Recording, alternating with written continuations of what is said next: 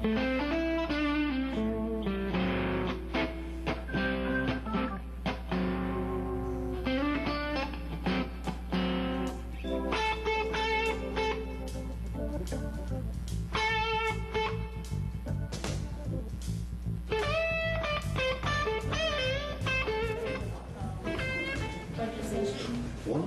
want to go into the public comments first?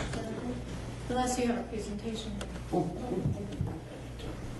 Sure, why don't we go through those slides and we can open up to the public comments. We had, there was a few questions that council had asked at the last meeting. The question regarding police officers, the question regarding health insurance, question regarding, or not really a question, but just some additional information regarding the implementation of the utility rate study of the water and sewer rates. So we prepared just a couple of quick slides for council tonight. You've seen pretty much this before. We just want to put a little additional information on it so you saw what some of those decisions we had made, the impact of the Sure. So this slide, I've added the last two columns, which represent the unlevied millage, how much that generates, and then what the difference between that and the police officer cost would be. And you can see it pretty much funds that position for 5 years. We conservatively assumed that 0.4655 millage would not increase with taxable value increase. It was a conservative assumption. We believe it will. But for the cases for you to see this tonight, we wanted to err on the side of being conservative.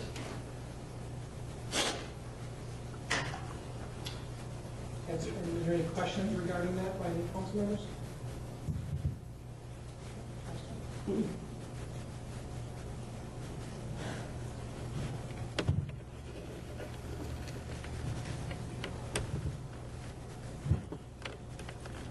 This is a little more complex, but I'll try to boil it down and distill it. We talked last week about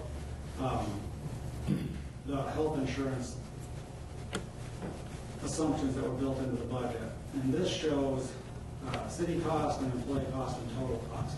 This column right here, the 2014-2015 proposed, shows what the city cost built into the budget was and what the employee cost was. And as we discussed last week, the employee groups and the Employee Health Advisory Committee had some significant reservations about that because of the significant shifting of costs on the employees, which I think we said last time would amount to about 5% of an average salary.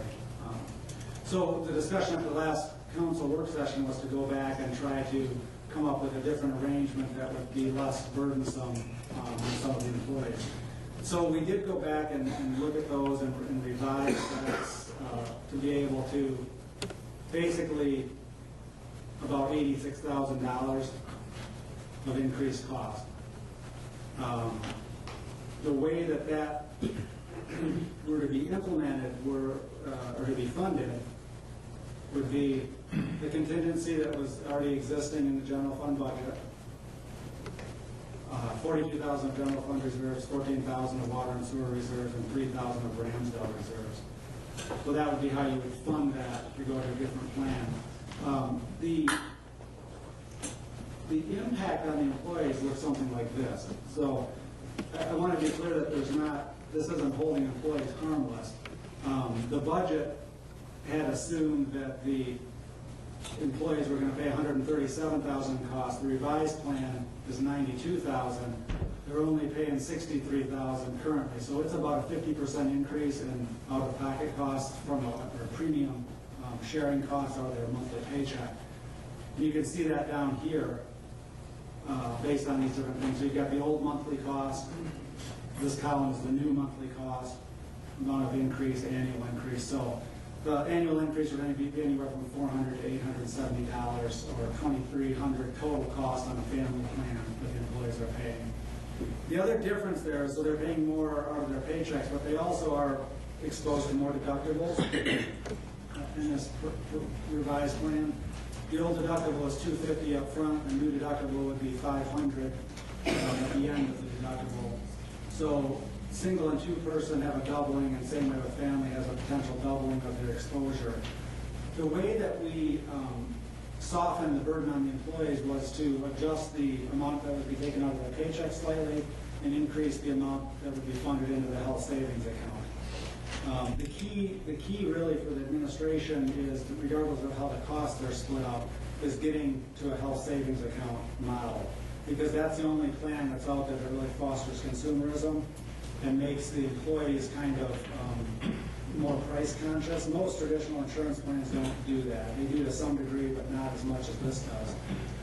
But I think this also is a fair distribution of costs, because the employees are going to be paying quite a bit more. This is probably the single biggest increase on employees of all the reforms we've done over the past 6 or 7 years. So even though it's not as aggressive as we had originally budgeted, it's still a pretty significant cost shifting. But the revised plan also gives the city cost certainty, because right now with our health reimbursement arrangement, we use actuarially calculated rates. They assume, based on all their experience and all their groups, this is what we're going to pay, but if we have a bad year, we end up paying more than that. So this gives us certainty because we pre-fund those health savings accounts up front, and then we're done. We don't have to pay any more than that. So there's some advantages to the city from that standpoint, from a budgetary perspective. But that was what the council had requested as to how we would fund that, and that would be the proposal to do that. We haven't gone back to the health care committee yet, nor have we gone back to the union groups with this. We have discussed it internally. I've discussed it with some of my staff who would be impacted, and they seem to be, more on board with this than the previous proposal. Just one question. I know we're too small for self-insured. Is that correct? Mm-hmm. Is there any way you can partner with the county? I believe they're self-insured.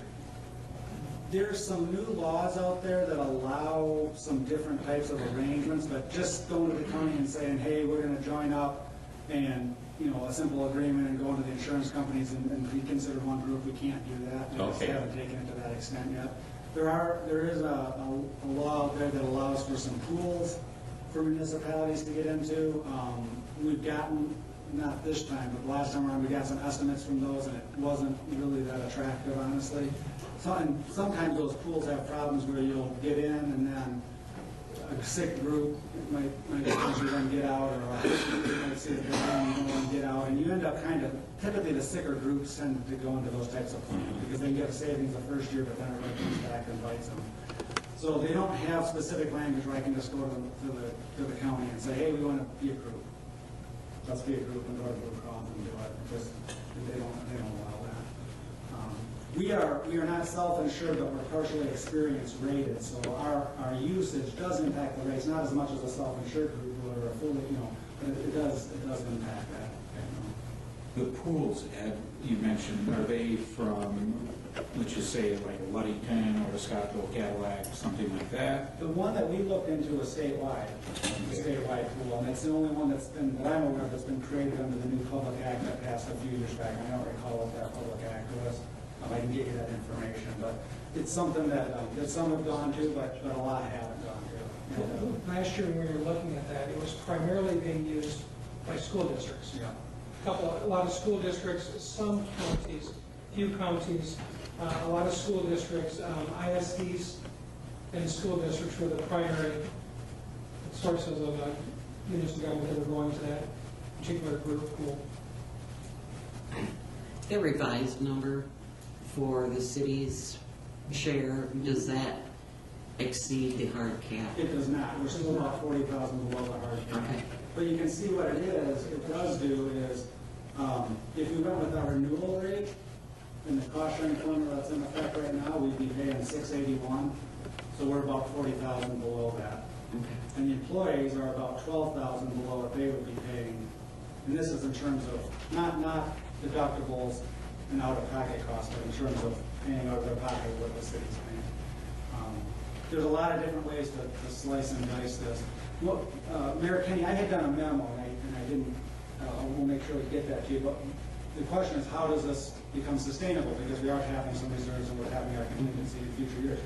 And the answer to that is three ways that could, maybe 4 ways that it can become sustainable. One is that we get additional growth, which we hope happens, but we don't know it's going to happen. 2 is that we shift more costs onto the employees in future years if the economy doesn't pick up and the tax base doesn't grow. The third is we go to a different plan that has less rich benefits, or we fund the existing plan at a lower level on our HSA. So again, shifting the cost down to the employees. The fourth option is if we do some restructuring through privatization of services, there may be some savings there down the road that can go to fund some of that. But there's no silver bullet here. There just isn't. I mean, it's going to be one of those four things. Is that it for some slides? Say that again? Was this it for the slides? I've got one more, which is we basically took the revised revenues from the water and sewer rate study and kind of inserted them into the budget to show the difference. And I'm just going to highlight the main difference. And the difference are really on the revenue side. So the original budget had a ready-to-serve charge of about $355,000. And as we talked about, the new one increases that quite a bit because we not only have it now on sewer, but we also have it on water. And they adjusted those to be 50% of what you would typically see in utility, being mindful of impacts on low-volume users. As a result of that, the water revenue, because less of the revenue is being generated by commodity charges, goes down, and less of the revenue being generated by commodity charges on the sewer side goes down. But that's basically the impact. The total revenue is somewhat revenue neutral, within reason. And there's some capitalized interest assumptions on the bond that I won't go into. But it basically changes. The main thing that the rate study does is it restructures the difference between the commodity charges and the ready-to-serve charge. I just wanted to show what that difference was on this slide.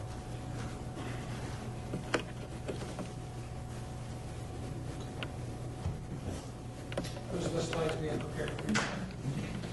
I'll open up to public comment. Is there anyone who'd like to comment on the budget? Yes, sir, please come forward, state your name and address. Yes, I'm Gary Wachowski, 159 Quincy Street. Just a few quick points here.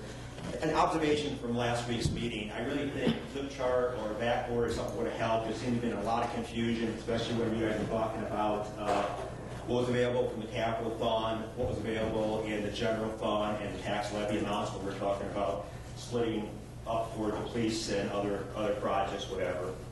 One thing that bothers me on the water and sewer rates, which I'm not sure if you heard or not, but when the consultant was presenting his information, he made a comment that didn't make me very comfortable, and that was when he discussed the 8.5% increases for the next 2 years down to 3.5% from there on out. He talked about trying to juggle the debt that we currently have for bonds versus the new debt we're going to have for future bonds, yet there was no bridge analysis that showed whether the rates that he was proposing in his package would actually bridge the city and not have surprise down the road, or ask the city to make sure that you look at that to make sure I wasn't the only one who maybe thought something was wrong. But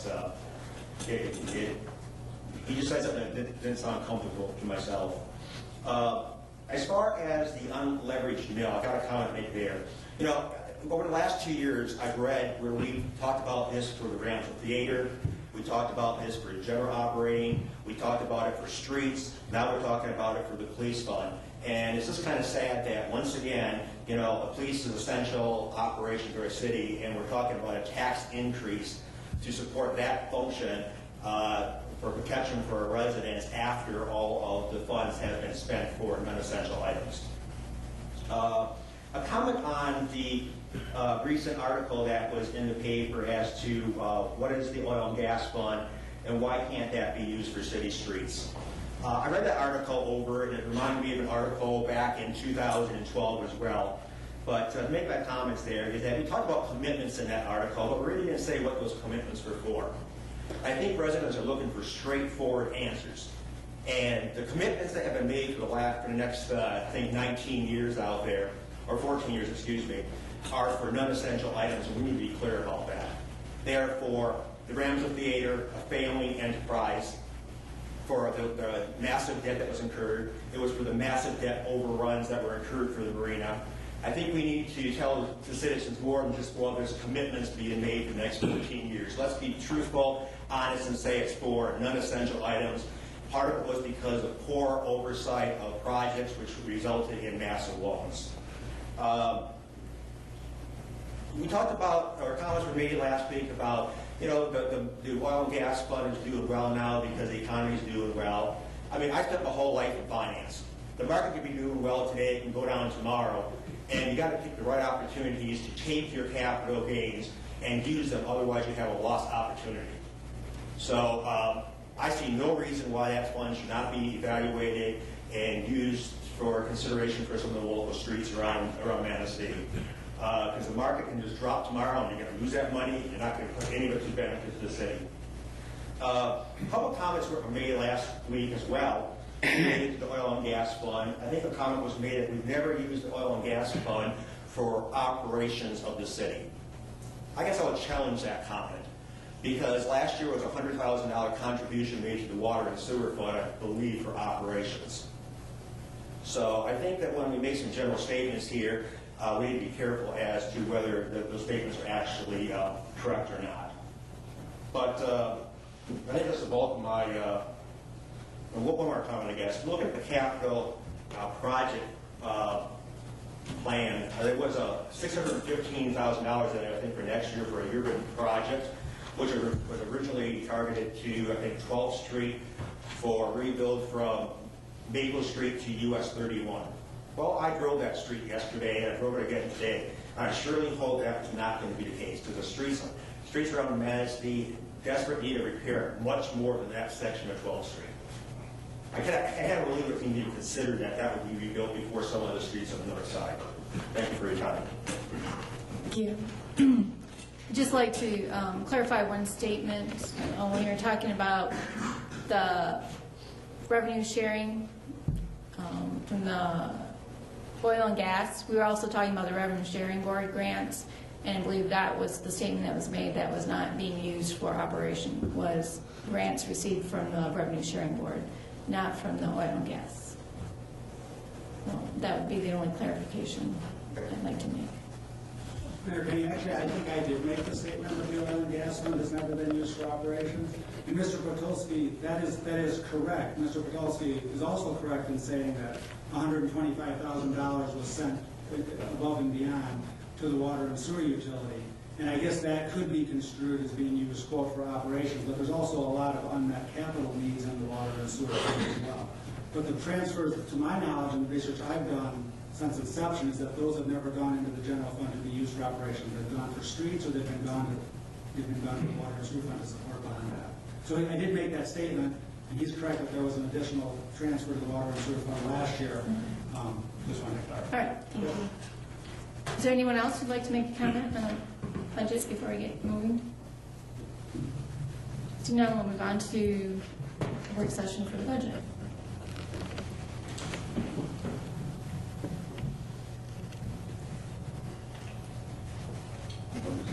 I missed the slideshow. I just showed the 5-year projection. If we were to We can just quickly, just take 2 seconds to flip back to that for Councilman Bitsby.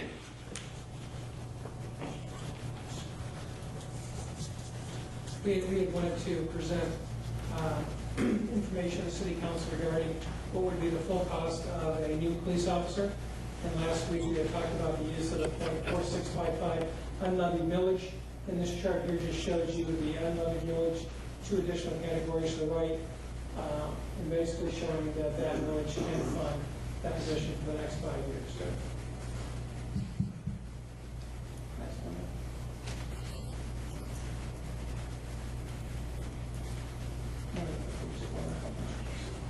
Sure. Councilmember Goodspeed, at the last council meeting, we talked about trying to lessen some of the impacts on the health insurance. And so the revised plan that seemed to make sense for a variety of reasons added about this much in cost, about $86,000. And council wanted to see how that was going to be funded. And that be funded through a combination of the contingency funds that were already in the general fund budget, the proposed general fund budget of $27,000, general fund reserves of 42,000, water and sewer reserves of 14, and Randall Theater of 3,000. That would fund that. The point that I made regarding the impact on employees was currently we're projecting about employees paying about $63,000 out of their paychecks to pay for their portion of the premium. The budget had proposed $137,000, and that's been dropped with this revised proposal down to $92,000. So that's roughly a 50% increase. The city's portion is pretty much flat, but it's still $80,000 more than what we had budgeted in the proposed budget. And the impact on employees would be approximately $630 a year for family, $870 for two-person, $420 for single.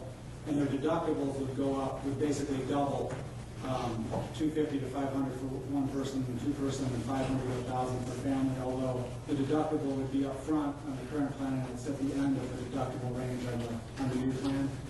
And I also mentioned that by moving to this new plan, it gives it does two things, really. It fosters consumerism amongst the employees, which is helpful, and it also gives the city cost certainty more than the current health reimbursement arrangement that we have, because we know how much money we're going to be putting into those health savings accounts, and there's not a risk that somebody has a bad year and it blows that up. So it gives certainty. So I think there's win-wins. Even though the costs are rising, I think this distributes them in a manner that I think the employees will right. We are in the process right now of scheduling our next employee health committee meeting. We're trying to get that scheduled for next Monday. We'll be getting an email, Mayor Pro Tem Zering, on the 5th of May to meet with them. As soon as we meet with those group, then we will be meeting with our 4 unions. We have one union meeting already scheduled on May 13th with the United Steelworkers. But other meetings will be scheduled right after that. Yeah, I understand trying to lessen that blow on the employees, and I don't disagree. My concern is with how we're going to sustain that, and I do think over time that we have to move more in that direction as far as putting the burden on them.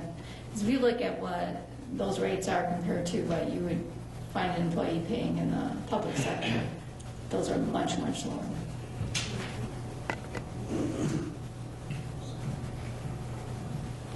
So I feel uncomfortable with how we're going to fund it for this year and then the proposing going forward.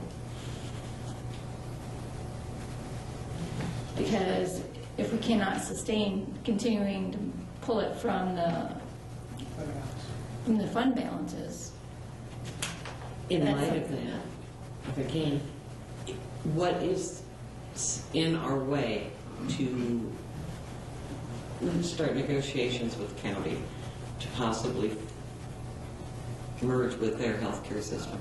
Again, I don't really think that's a possibility. I'll do some more research on that. You have to basically set up your own insurance company pool type thing. It's not something a city of You have to 6,000 have the monies. Yeah. Well, I'll do more research on that, but there's just, it would be nice if it was that simple. If we could just pick and choose, whatever other employers we wanted and say, hey, Blue Cross, we're going to pay them together and you need to rate us as a group, but we just can't do that.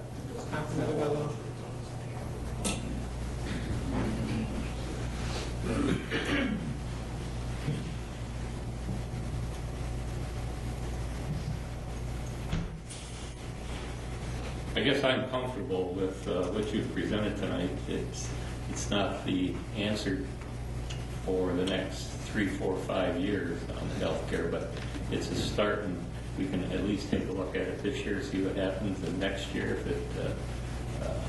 And I agree with the mayor. We can't keep on pulling money out of the fund balance to fund the healthcare, but it's a start. And I think we have to treat our employees fairly.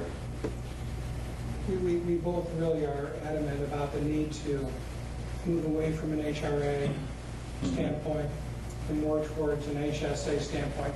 That's not the silver bullet either that Ed was referring, it's not here. But I think that is the right direction moving forward into our health care plan. The fact of the matter is those costs are rising at astronomical rates. And the cost of living, the taxable values are not keeping up. And to be clear, we probably would have gone to the HSA plan earlier than we did, but there was some pricing anomalies with Blue Cross Blue Shield that made the HRA make a whole lot of sense. Right. And, you know, we've tried every time we've gone back and changed the plan or asked for more employee contributions or tweaked it, we've tried to get the most bang for our buck in terms of saving city money, sheltering employees to the extent possible, and it's worked out very well. Just this year, you know, we've kind of put all those arrows out of the quiver, so to speak. And I fully appreciate the mayor's comments about we can't pull this out every year. So we got to see what the market's going to do last year, what the rates are going to be, and how we're going to, you know, how we're going to make that. Well, I can guarantee, I'm not a Cassandra, I can't see into the future. However, I can pretty much guarantee that these rates will go up again next year. We'll be facing the exact same problem, and we won't have the money in the fund balances. Well, we will have To cover money in to the that fund balance, extent. but the other thing is, we'll have 3 union contracts that are open. And Correct. the reality is, you know, we've had union contracts every year that have had reopeners for health insurance and wages because of the huge uncertainty in the market. So this issue is going to be talked about every single year. Yeah, I can't imagine coming to you with a union contract asking for guaranteed wages going out, as well as assuming that our health insurance cost has stabilized. That's just not the world we're in. We've come down to the point where union negotiations focus on 2 or 3 different things. They focus on health insurance, they focus on wages, and some other smaller items, specifically with POAM, COAM, and IAFF. Those contracts have been in place for a long time, and there's not a lot of administrative changes to make of those. But those health insurance and the wages is really what contract negotiations are coming down to. Steelworkers is a little bit different from that right now, but we are going to have contract reopenings for those items. And is the converting to this HSA account, does it, for an employee that has less draw on it, it improves over time because that becomes a savings account actually that is their account, correct? Correct. So there are opportunities, not necessarily for funding, but for the employees to have improved benefits or at least access to benefit funds over time if they are, and again, correct me if I'm wrong, but some of these HSA accounts also help with wellness programs to get people on track for healthier lifestyles to minimize those things. And I'm glad you pointed that out, because I think that's an advantage for our employees, especially maybe some people that are just starting to enter the workforce or have years before they're going to retire. If they happen to be in good health or manage wisely or maybe get elected over this, whatever it might be, they have the ability not only to take what the city's putting in this account, and once it's in the account, it's theirs, and it's tax-free going in, the city contribution. They can also contribute to it, much like they do to their flexible spending accounts now, which go away because you can't have both. But they can put their own money in, and that money comes out tax-free when they use it for eligible medical expenses. So it really can serve as a savings vehicle for future health costs and for retirement health costs, which is something we don't have right now. So I think that's a real benefit. The other thing that we've done in this, and what we're proposing, is to actually reduce our vision benefit a little bit to a much more, not a much more limited, a more limited plan. Take those savings as well as some of the costs that aren't built into the healthcare budget per se right now, and go with a package arrangement with our third-party administrator, which provides for some wellness programs. But more importantly, it provides for pricing transparency, where they can pick up the phone and call them and say, I have to have this elective procedure. How much is it going to cost me at these different facilities? And you'd be amazed at the difference in prices, and that can save our employees money.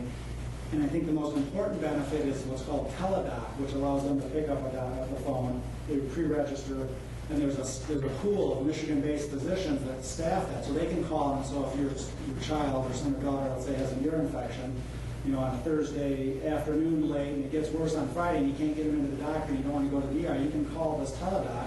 You can go over with them. You can even do a video conference, and they can prescribe eardrops or whatever, or if you have whatever it might be. or who knows, maybe I have a sinus infection. And so that will save our employees money because that's all built into to the charge for those ancillary programs, including the vision insurance. And that's built into these numbers. So I think there's a lot of benefits here for the employees, even though they're taking on more costs. And we have to manage the costs obviously in the long term, but there's ways to do that, either through increased cost sharing or reduced funding of the HSA from the city's standpoint. One thing that Mr. Bradford didn't talk about is that the HSA is fully portable for the employees.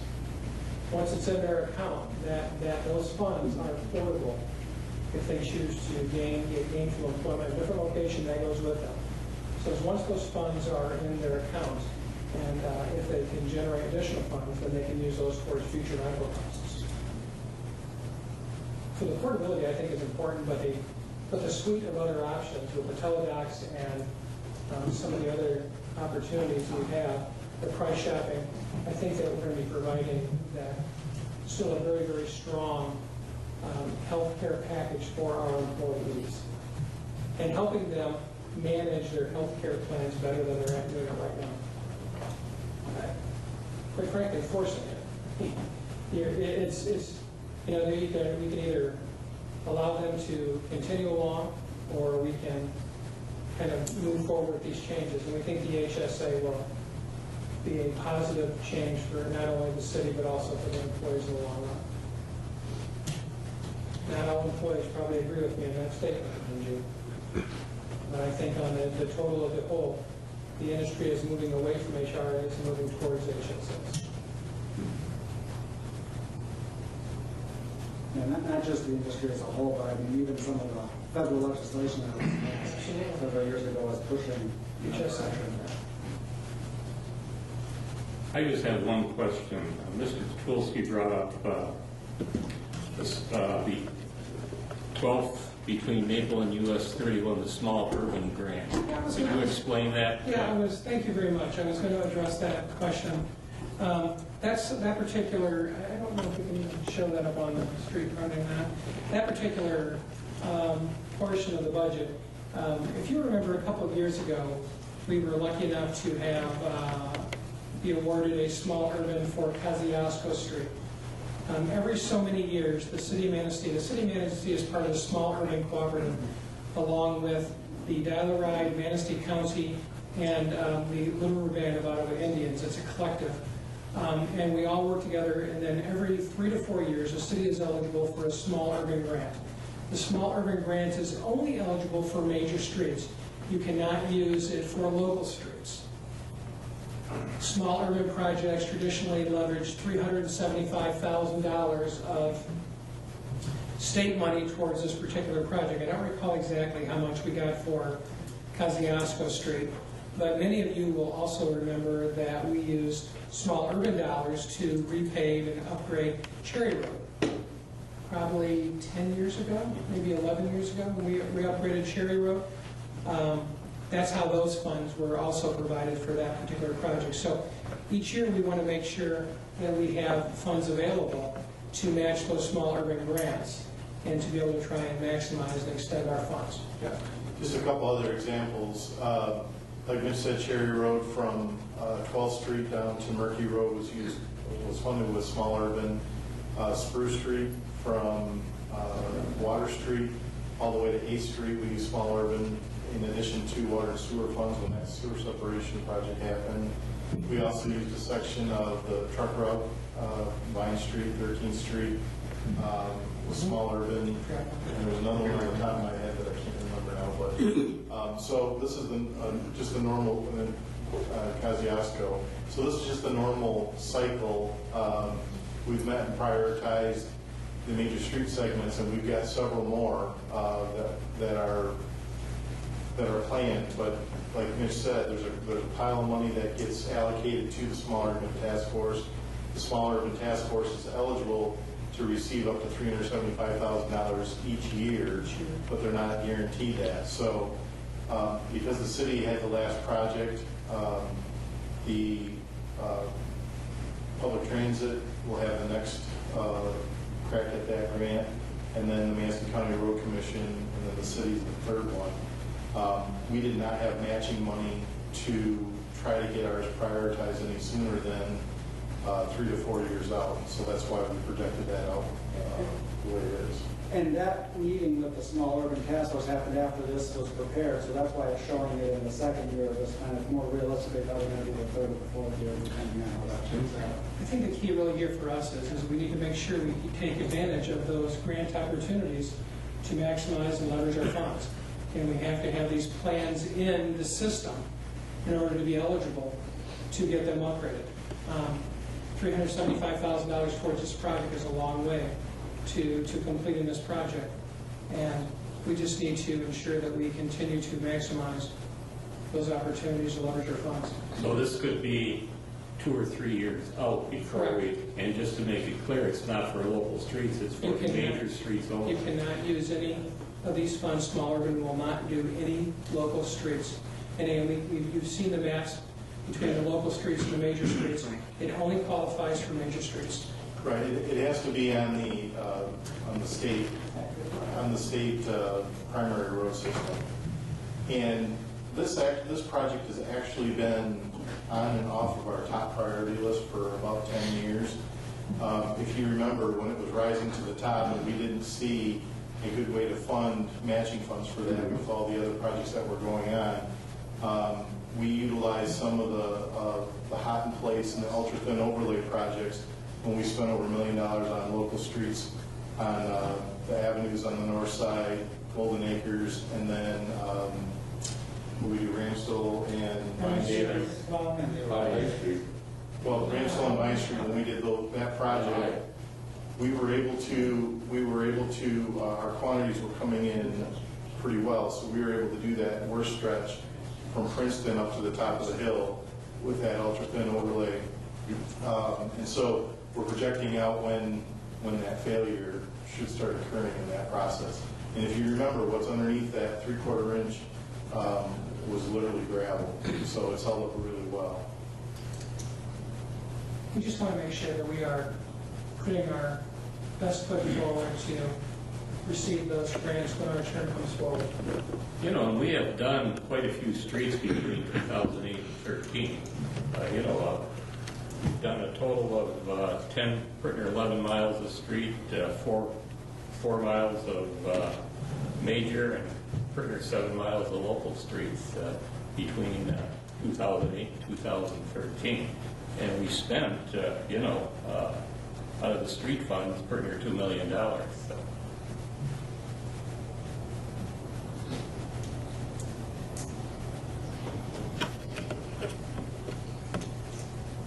Are there any additional questions that we can answer for council regarding the proposed 2014-2015 fiscal year budget?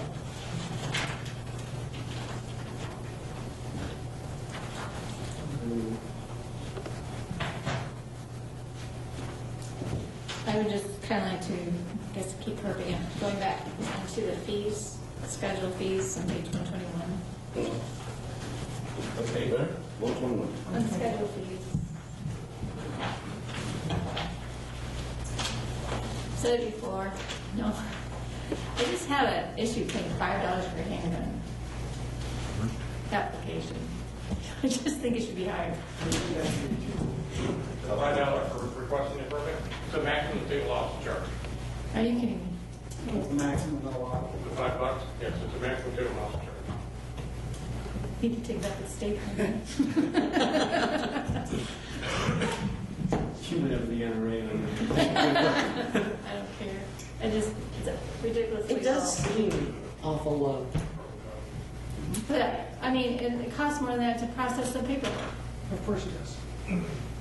Actually, there are very few of those anymore with the new concealed weapons permit. We probably only process 2 or 3 a week, so it used to be 20 or 30, now it's just a couple, so it really is not much for anymore. Even at that.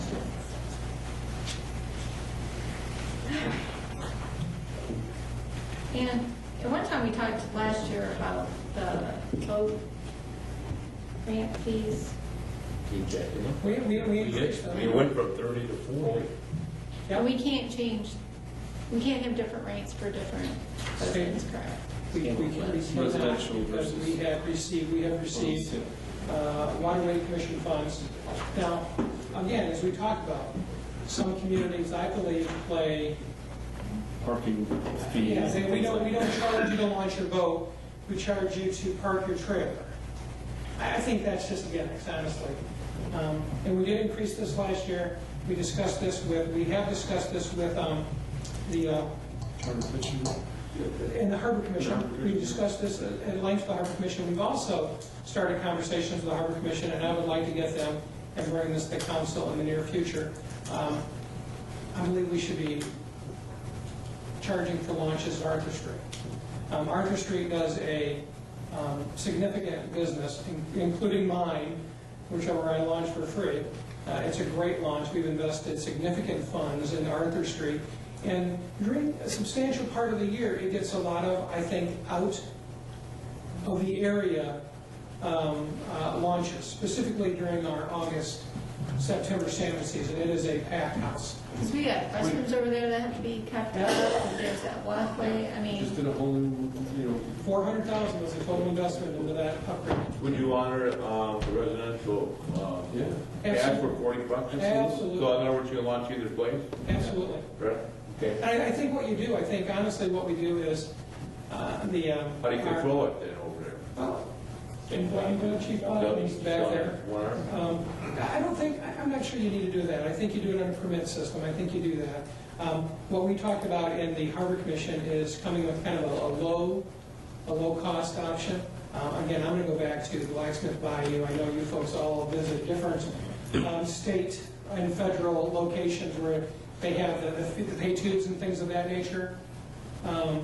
Where there's the dual envelope. The dual envelope allows you to perforate one section, put it in your windshield, and that corresponding one envelope corresponds to your $10 bill or 2 5s. It's in your the pay tube that goes down the drain. I wouldn't at this point in time want to talk about putting in another pay attendant. That was $10,000 that we spent several years ago, and it's working still quite well.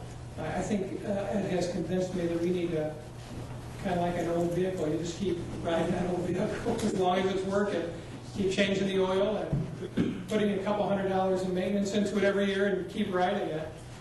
So I would like to see us looking at that option. The Harbor Commission, I discussed that with the Harbor Commission at their last meeting, and we're going to rediscuss that at the next meeting, which also will come back to council. What are you going to do about 9th Street then? To be honest with you, I don't think 9th Street is improved enough to honestly charge for it. Improved? I think 9th Street is a local launch. If we ever got to the local launch as in pretty unimproved is what I'm trying to get at.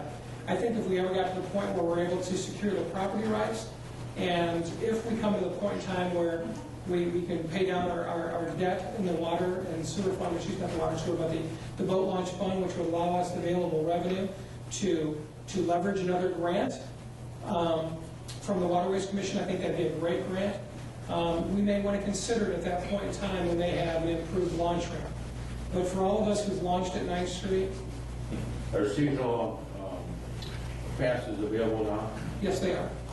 Okay. And if it's not pouring rain tomorrow, we're going to be opening up the auto attendant too. No, you don't want to do that. Not for another week.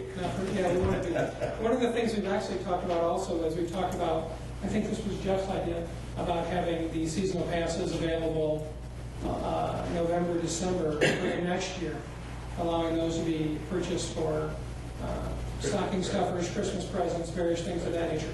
I think it's a great idea. One of the things that I would like to point out is, we need to start building up some capital for the future upgrades at First Street. That parking lot, the asphalt is aged, it's starting to show potholes in it, it's starting to really alligator down. The concrete that's down there from periods of, actually when we had high water in the big storms, there's been a lot of heaving in that. And so I think we need to start planning for those future projects and try to raise those revenues up to where we can. Fortunately, this year the lake levels are coming back up, so we don't anticipate having to spend another $5,000 to $10,000 for stone placement at the end of that ramp. But And for those who have launched at Arthur Street, I mean, a reasonable size boat. The folks that are trying to back in 40-footers down there struggle, mind you, but they should struggle because it's not meant for you to launch that type of boat. It's designed for 20 feet and But under. for those folks that are launching those 20 feet and under, it is an outstanding local launch. There's no question about that. With great facilities, every time. Great amenities right there. It really is an outstanding facility for the city of Manistee. We have permission from consumers to park up in their property. I don't remember exactly the terms, but we got that last year. We had made those arrangements. I just don't remember all the terms. I don't remember that. It was before you guys came on board. Yeah, I believe that we do some maintenance, mowing and stuff like that. I'm sure, yeah. Well, we can check on it for I you. think it was Bob, the Chuck Scooter working on with Bob. So that was just, we had the boat ramp up there, and we're having those conversations with the harbor commission right now.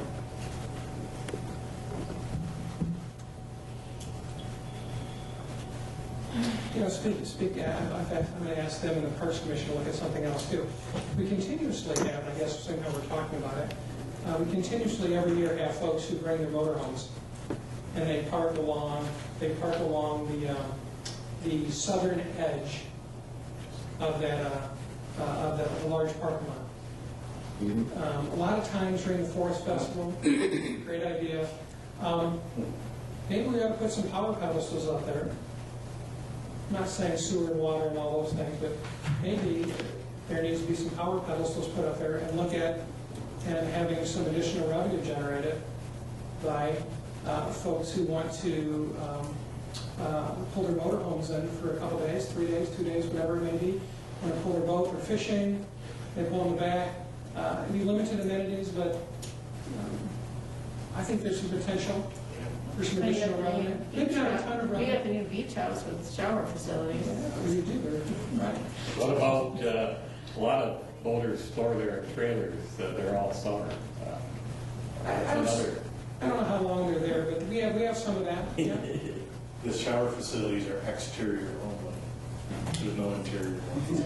So, just a thought, I mean, Maybe is there some more any, fees. is there any objection to us looking at that No, I think those are concept? definitely things that, I mean, additional revenue streams are, I mean, I think. That's what we have to do. We might see some additional seasonals because they want to use both launch things, but I think that's definitely, the amenities are there, the upgrades happen, and now we need to recoup some of those things. Right, So- okay. Well, What would the cost be for putting in the electrical? oh, I'm just flying by the seat of my pants here right now on this one, I have no idea. If you're a camper like Chip Goodsey camper is, as soon as that thing gets plugged in, the AC goes on. So the $33 that I pay a night, they're paying for my AC running all the time. I'm just saying, great idea, Sure, but I use their electricity hard. yeah, Refrigerators, everything. yeah, sure. What was your bill for your season? A month? A month, Yeah. it's up to $60, $70 a month. That's a good point for us to look at. I'm sorry, I'm not. That's all right, I I'm appreciate a you runner. letting me know that, yeah. Would we pay the lot before you do all these upgrades? Yeah, I don't know, honestly, I mean, repaving of the lot is probably gonna be a couple $100,000. Yeah. It's a couple $100,000. And that comes out of out of the boat launch fund. That's it. That's something for It could, but it's not, that lot doesn't exclusively serve the boat launch. Get a grant. Right, potential. Okay. So Okay. there's no nice revenue. I mean, Weddington has the dust matter. Yeah, I think years ago we could add it to it, but it was sort of nice. right. It's just an idea of looking at trying to Attracting people. generate some additional revenue. There's been a lot of those type of ideas kicked around about revenue generation. The one that we were talking about today, not specifically about generating revenues, is we've had close to 20 different inquiries about weddings on the beaches. And because the facilities are so improved and so awesome, that a lot of families want to have weddings, and so they're calling to ask if they can reserve one. And there could be, a revenue stream there, but the difficulty is how do you control it, how do you staff it, who organizes it, who schedules it, and where do you find the capacity within the organization to be able to handle those things, and then get it policed and controlled. And I think you end up with the same kind of thing if you park campers. Just some ideas and thoughts. Sound good? I like it. No, that's a really good call, because the compressors are running, that's a huge draw, yeah. I guess I'd like to review just the capital project summary that we're approving for 2014-15 year. Did we make any changes? That was on page 8 of the capital improvement.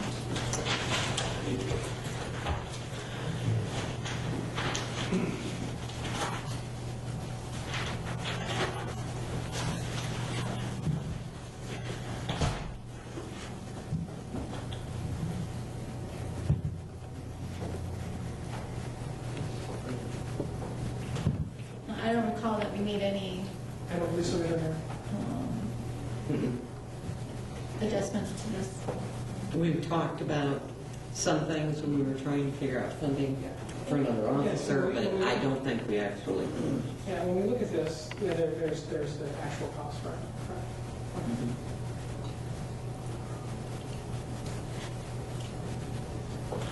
On the wayfinding signage, how many more do we have to do after this 7,500 gets? Jeff may know off the top of his head. I think in the Parks Department, we counted seven of the original untreated signs that are out there. And so there's some different materials that Amor's looking into. So we're pretty confident we can replace 2 and maybe able to get up to 3 or 4 For this round. coming fiscal year? We're hoping we've seen them using different materials which have driven down the cost of those signs. And I took the Parks Commission, I don't know if it was last year, Mitch, or the year before, but had put together kind of an analysis of each of the parks and their recommendations on what kind of upgrades needed to be done. And so this was one of the consistent ones that were on each of those parks and at the top of their list. And so we tried to get some money funded to forward their recommendations.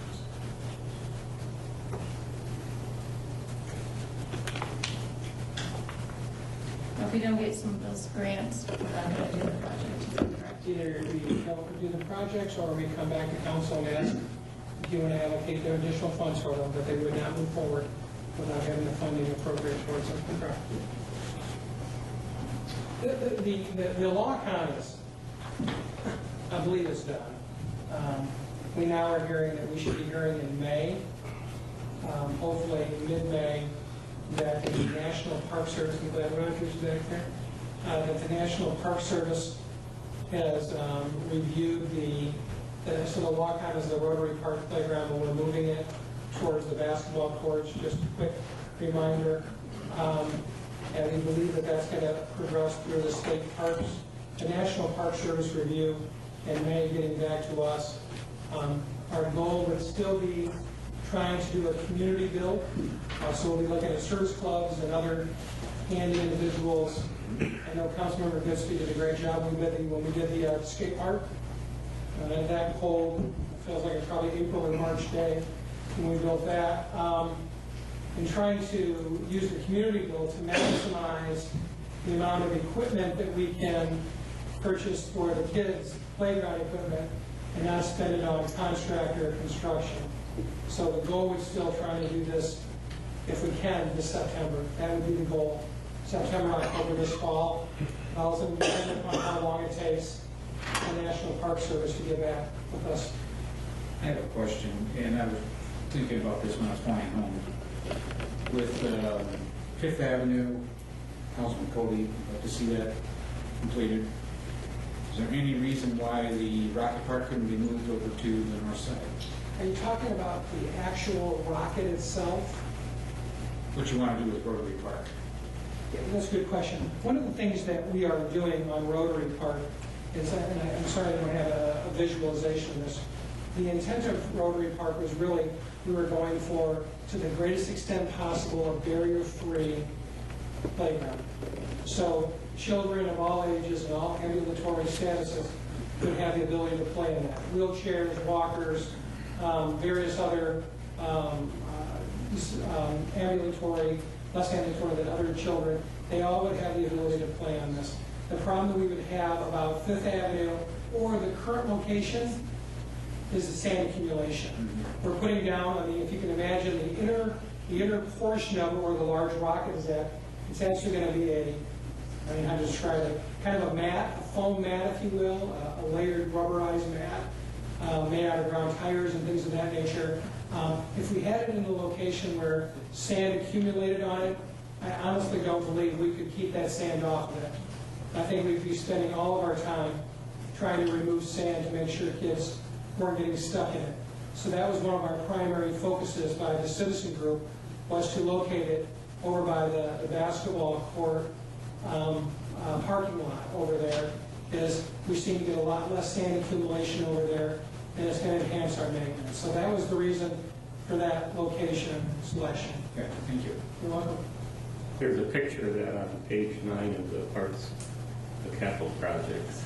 Thank you, Councilman. On the Fifth Avenue Beach improvements, has the Parks and Beautification come up with any ideas that you know of what they're going to do over there?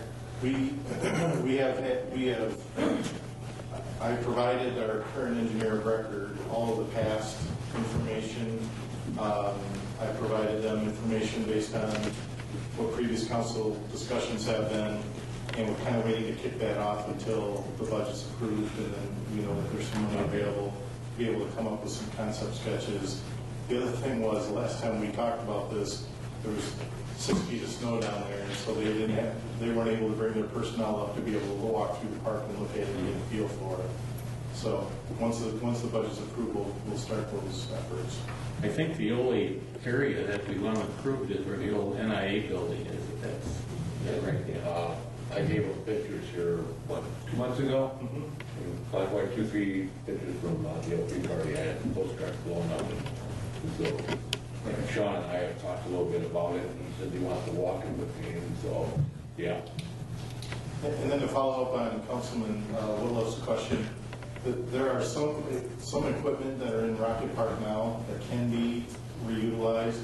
And so we've started those conversations with the Parks Commission on where they believe in the park system would be best to relocate those. And then internally, we'll just relocate those and keep them in use.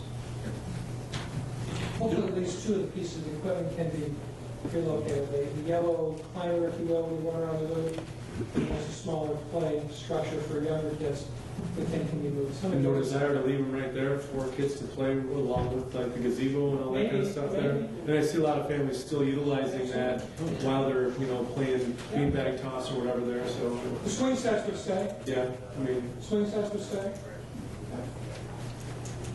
Some of the equipment, as you can imagine, we've been around since 60s. I bet it was before that, some of it. And it just doesn't meet any of the current standards for playground equipment.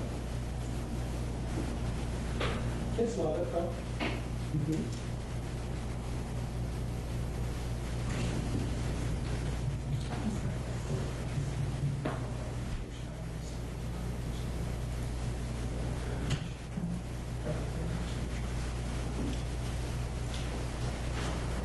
There, Councilor, what that can gives you an idea of the potential of that playground structure, that blue. Thank you. That blue inner is that barrier-free material, allowing the use of the ramp system so kids can get up that ramp and it's not steps.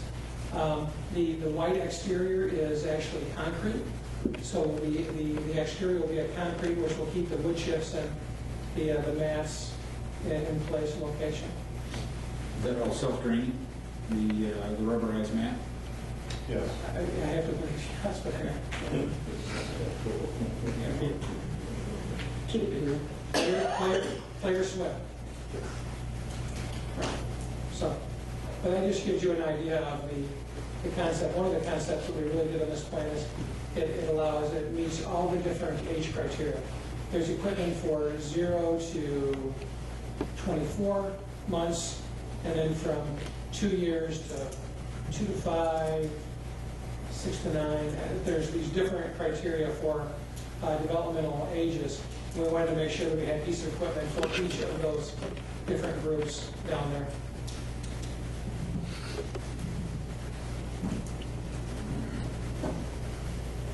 Any other questions we can answer? Flipping back to adding a police officer. If this is a go-ahead for the next year, when realistically would you be able to add that headcount? Realistically, if council approved the budget next Monday, the 6th, I would be sitting down with Chief Bachman, and we would be starting the process to do the advertisement and doing the interviewing, and I think we would want to have everything done to bring them on as quickly as possible to July 1. Yes, sir. We want to, can you kind of go over the time frame it takes to bring them up to speed for training, please? The field training program is a 12-week program. They work with a partner in the car and go through a set parameters of training that they have to go through. Then there's 2 weeks after that, they work by themselves with an officer under the surveillance and supervision of the police officer to get signed out to work local patrol. So it's a 14-week program to go from hired to working solo patrol. It would be our goal, as close to July 1 as possible, to have them ready to go. I just didn't know if there'd be any savings in there if we couldn't bring them on. Any, you know, if as soon as say it was August, we have a little bit of savings in there that we could help support.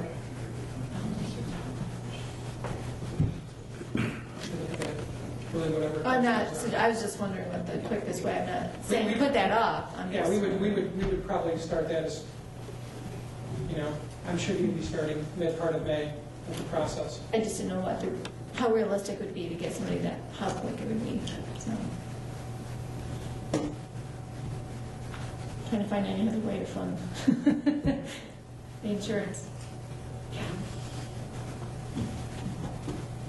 I just have a couple of things I want to, first of all, I would like to say thank you and hats off to Chief Bachman and the staff for their work this weekend of saving the young boy. I can't tell you how much that touched my heart to see the guys out there and be able to save him, and that's kudos to the staff. I want to thank you, and then I also have to announce that I won't be able to make next week's meeting. I'll be traveling, so.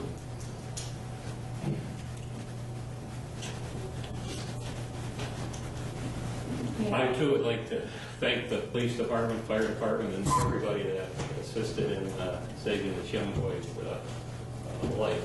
They did an exceptional job, and you never know what's going to happen the next day. So I just want to publicly thank everybody that was involved in the rescue. I think that's true from all of us, but yes, I see the same. Our police and fire department do a good job for everybody around here. And I think we should show support for that too during this budget too. So when you talk about funding another police officer, and Yeah. you know, you see things like that, just makes you feel like, you know, Yeah. those essential services are warranted.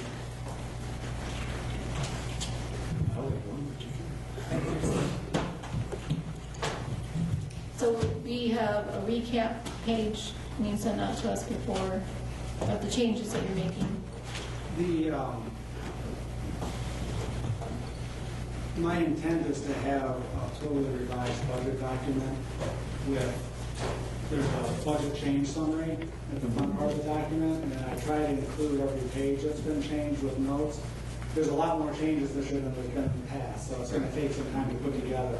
I'm going to try to get that, at a minimum, if I don't get that all completed, you'll have a revised budget adoption list, which is the formal resolution that you passed, and that obviously will have the revised numbers in that. The major changes have been with the health insurance and the police, and then also with the water and sewer. But it's my intention to get a revised document to you before that. You want this?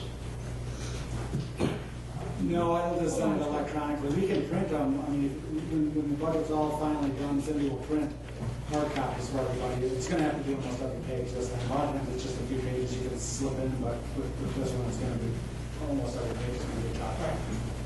Well, I appreciate all the work that you guys went into it, and all the department heads' work and the effort that went into it, responding to all our questions so quickly.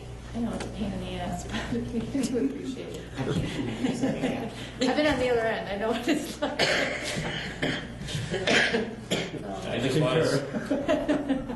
just want to say that Mitch is working very hard on the streets right now, so getting some meetings together, and so we will be Trying. working on that the next week. Lot of good projects. So thank you for your willingness to schedule additional meetings and being flexible with your schedules also. So we'll have this on the agenda for next Tuesday, May 6th. Okay? Thank you. Sounds good. Thank you. My turn?